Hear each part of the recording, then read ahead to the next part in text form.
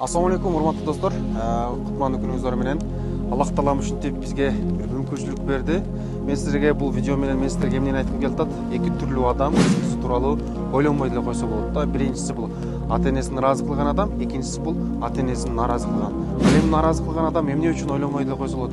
Ал канчалык аракет кылса да, кылбаса дагы бул дүйнөнү да, тиги дүйнөнү да жакшылан көрбөйт да. Себеби ал ата энесин нааразы кылган адам.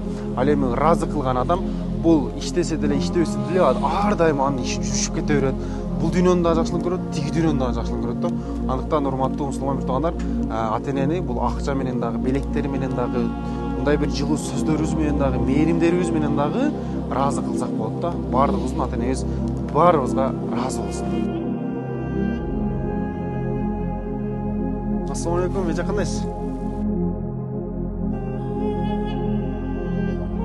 Ал эми урматтуу достор, бул белектерди заказ берейин десеңиздер, бул номерлерге кайрылсаңыздар, төмөндөгү номерлерге кайрылсаңыздар, иншалла биз кызматтабыз.